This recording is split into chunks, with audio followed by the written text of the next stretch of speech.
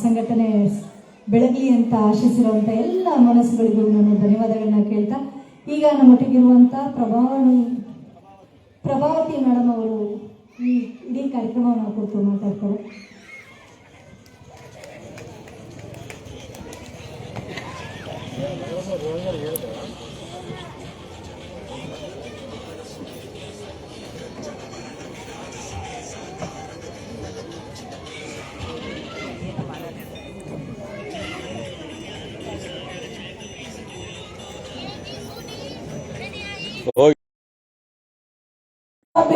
ಜೈ ಕನ್ನಡಾಂಬೆ, ಜೈ ಕನ್ನಡಾಂಬೆ. ಕನ್ನಡದವ್ರ ಧ್ವನಿ ಇನ್ ಸ್ವಲ್ಪ ಬರ್ಬೇಕಲ್ವಾ? ಹಾಗೆ ಇವತ್ತು ಏನು 70ನೇ ವರ್ಷದ ಕನ್ನಡ ರಾಜ್ಯೋತ್ಸವ ಜೈ ಕರ್ನಾಟಕಾಂಬೆ ಮಹಾಸೇನೆಯವರು ಹಮ್ಮಿಕೊಂಡಿದ್ದಾರೆ. ಈ ಕಾರ್ಯಕ್ರಮಕ್ಕೆ ಆಗಮಿಸಿರೋದ್ರಿಂದ ಗುರುಗಳ ಪಾದಾರವಿಂದ ನಮಸ್ಕರಿಸುತ್ತಾ, ಹಾಗೆ ವೇದಿಕೆ ಮೇಲಿರುವ ಎಲ್ಲ ನಮ್ಮ ಅಣ್ಣ ತಮ್ಮಂದಿರು, ಅಕ್ಕ ತಂಗಿದಿರು, ಗಣ್ಯರಿಗೂ ನಮಸ್ಕಾರ ಮಾಡಿ, ವೇದಿಕೆ ಮುಂಭಾಗದಲ್ಲಿರುವ ನಮ್ಮ ಸಹೋದರರಿಗೂ ನಮಸ್ಕರಿಸಿ, ಈ ಒಂದು ಕಾರ್ಯಕ್ರಮನ ಇಷ್ಟು ಮಟ್ಟಿಗೆ ಇದೇ ಮೊದಲ ಬಾರಿಗೆ ಇದನ್ನ ನೋಂದಣಿ ಮಾಡಿಸಿ ಕಾರ್ಯಕ್ರಮನ ಹಮ್ಮಿಕೊಂಡು ಬೆಳಗ್ಗೆಯಿಂದಲೂ ಈ ಕಾರ್ಯಕ್ರಮನ ಅದ್ದೂರಿಯಾಗಿ ಒಂದು ಅರ್ಥಪೂರ್ಣವಾಗಿ ಮಾಡಿದ್ದಾರೆ ಈ ಜೈ ಕರ್ನಾಟಕ ಮಹಾಸೇನೆಯವರು.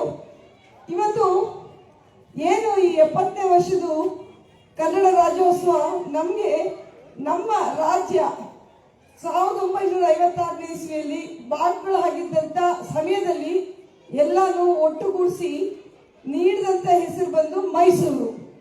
ಅದೇ ಮೈಸೂರು ಭಾಗದಲ್ಲಿ ಇವತ್ತು ಕನ್ನಡ ರಾಜ್ಯೋತ್ಸವ ನಡೀತಿದೆ. ನಿಜವಾಗ್ಲೂ ಸಂತೋಷದ ವಿಷಯ ಅಂತ ಹೇಳೋದಕ್ಕೆ ನನಗೆ ಇಷ್ಟಪಡ್ತೀನಿ. ತದನಂತರ 1973ನೇ ಇಸ್ವಿಯಲ್ಲಿ ಇದಕ್ಕೆ ನಮ್ಮ ರಾಜ್ಯಕ್ಕೆ ಕರ್ನಾಟಕ ಅಂತ ನಾಮಕರಣ ಮಾಡಲಾಗಿತ್ತು. ಈ ಕನ್ನಡ ನಾಡಿನಲ್ಲಿ ಏನೇ ಒಂದು ಕಾರ್ಯಕ್ರಮ, ನಾವು ತುಂಬಾ ಸ್ವಾಭಿಮಾನಿಗಳು ಹಾಗೂ ಸೌಮ್ಯ ಸ್ವಭಾವದವರು ಕರ್ನಾಟಕದ ಜನ. ಯಾಕೆಂದ್ರೆ ಕರ್ನಾಟಕದಲ್ಲಿ ಎಲ್ಲಾ ಭಾಷೆಯನ್ನು ಒಳಗೊಂಡು ಮಾತಾಡ್ತೀವಿ. ಅದೇ ನಾವು ನಮ್ಮ ಪಕ್ಕದ ರಾಜ್ಯದಲ್ಲಿ ಹೋದಾಗ, ಉದಾಹರಣೆಗೆ ನಾವು ತಮಿಳ್ನಾಡಿಗೆ ಹೋದ್ರೆ ಅಲ್ಲಿ ನೋಡ್ತಾ ನಾವು ದಾರಿಗಳಲ್ಲಿ ಹೋಗುವಾಗ ಏನಾದ್ರು ಯಾವ್ದಾದ್ರು ಯಾವ ಬೀದಿಯಲ್ಲಿ ತಿಳ್ಕೊಳ್ಳೋಣ ಅಂದ್ರೂ ಅವರು ಅವ್ರ ತಮಿಳು ಅಕ್ಷರ ಬಿಟ್ಟು ಬೇರೆ ಒಂದು ಭಾಷೆಯನ್ನೇ ಹಾಕಿರಲ್ಲ. ಅದು ನಮ್ಗೆ ಎಷ್ಟೋ ಸಾರಿ ಕನ್ಫ್ಯೂಸ್ ಆಗುತ್ತೆ. ಆದ್ರೆ ನಾವು ನೋಡಿ ಎಷ್ಟು ಉದಾರ ಮನೋಭಾವದವರು ಅಂದ್ರೆ ಕನ್ನಡದ ಜೊತೆಯಲ್ಲಿ ಇಂಗ್ಲಿಷ್ ಸಹ ಹಾಕಿ ಎಲ್ಲರಿಗೂ ಮನವರಿಕೆ ಆಗಲಿ ಅಂತೇಳಿ ನಾವು ಒಂದು ದೊಡ್ಡ ಉದಾರ ಭಾವದಲ್ಲಿ ನಡ್ಕೊಳ್ತೀವಿ. ಆದ್ರೆ ಇವತ್ತು ಈ ಕನ್ನಡ ರಾಜ್ಯೋತ್ಸವನ ಆಚರಣೆ ಮಾಡೋದಕ್ಕೆ ನಮ್ಮ ವಿನಯ್ ಅವರು ಬಂದಿದ್ದಾರೆ. ಅವರು ನಿಜವಾಗ್ಲೂ ನಮ್ಮ IAS KS ಮಕ್ಕಳಿಗೆ ಒಂದು ಎನರ್ಜಿಕ್ ಆಗಿ ಒಂದು ಸಂಸ್ಥೆನ ನಡೆಸ್ತಿದ್ದಾರೆ. ಆ ಸಂಸ್ಥೆಯಲ್ಲಿ ಹಲವು ಮಕ್ಕಳು ಅದರ ಸವಲತ್ತನ್ನ ಒಪ್ಪಿಸಿ ಆ ಒಂದು ಕರ್ನಾಟಕದಲ್ಲಿ ಮಕ್ಕಳು IAS KS ಮಾಡೋದಕ್ಕೆ ಯಾವ್ಯಾವ ತರ ಸವಲತ್ತು, ಬಡ ಮಕ್ಕಳಿಗೂ ಸಹ ಅವರು ಸಹಾಯದ ಹಸ್ತ ಕೊಟ್ಟು ಅಲ್ಲಿ ಅನೇಕ ಮಕ್ಕಳಿಗೆ ವಿದ್ಯಾದಾನ ಮಾಡ್ತಿದ್ದಾರೆ. ನಿಜವಾಗ್ಲೂ ಅವರು ನೀವೆಲ್ಲರೂ ಒಂದು ದೊಡ್ಡ ಚಪ್ಪಾಳೆ ಕೊಡಿ ವಿನಯ್ ಕುಮಾರ್ ಅವರಿಗೆ. ಈಗಷ್ಟೇ ಮಾತಾಡಿದ ಚಂದ್ರಶೇಖರ್ ಸರ್ ಅವರು ಏನು ಕನ್ನಡ ಕಾವಲು ಇದರಲ್ಲಿ ಅಧ್ಯಕ್ಷರಾಗಿದ್ರು, ಅವರು ಹಲವು ವಿಷಯಗಳನ್ನ ನಮ್ಮ ಕನ್ನಡದ ಬಗ್ಗೆ ಮಾತಾಡಿದ್ರು. ಇದೆಲ್ಲದಕ್ಕೂ ಇನ್ನೊಂದು ದೊಡ್ಡ ಉದಾಹರಣೆ ಏನು ಅಂದ್ರೆ, ಕನ್ನಡ ಕಾವಲು ಸಮಿತಿ ಅಧ್ಯಕ್ಷರಾಗಿದ್ದಂತ ಸಿದ್ದರಾಮಯ್ಯನವರು ಮೊದಲ ಬಾರಿಗೆ ಕನ್ನಡ ಕಾವಲು ಸಮಿತಿಯ ಅಧ್ಯಕ್ಷರಾಗಿ ಅವರ ಒಂದು ರಾಜಕೀಯ ಶುರುವಾಗಿತ್ತು. ಇವತ್ತು ಅವರೇ ಮುಖ್ಯಮಂತ್ರಿ ಆಗಿರೋದು ಒಂದು ನಮ್ಗೆಲ್ಲರಿಗೂ ದೊಡ್ಡ ಒಂದು ಸಂತೋಷದ ವಿಷಯ. ಅವ್ರು ಇರೋ ತನಕ ಕನ್ನಡ ರಾಮಯ್ಯ ಅಂತಾನೆ ಅಕ್ಷರ ಕಲಿಕೆ ಮಾಡ್ತಿದ್ದಾರೆ ವಿಧಾನಸೌಧದಲ್ಲೂ ಸಹ. ಇವತ್ತು ಅದು ನಮ್ಗೆ ಹೆಮ್ಮೆ ತರುವಂತ ವಿಷಯ. ಇವತ್ತು ಅವ್ರನ್ನ ನಾವು ಸ್ಪಂದಿಸಬೇಕು.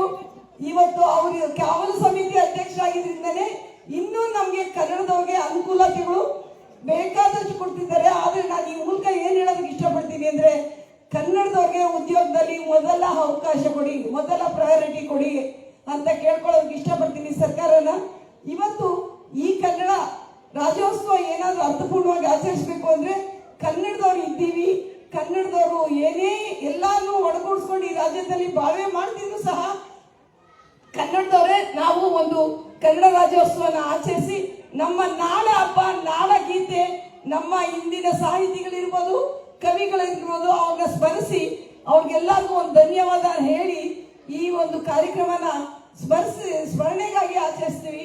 ಈ ಒಂದು ಕಾರ್ಯಕ್ರಮ ಹಬ್ಬ ವಾತಾವರಣ ಮೂಡಿ ಬರಲಿ ಅಂತ ಕೋರ್ತಾ ನಿಮ್ಮೆಲ್ಲರಿಗೂ ಅನಿಸಿ ನನ್ನ ಈ 4 ಮಾತು ಮುಗಿಸ್ತೀನಿ.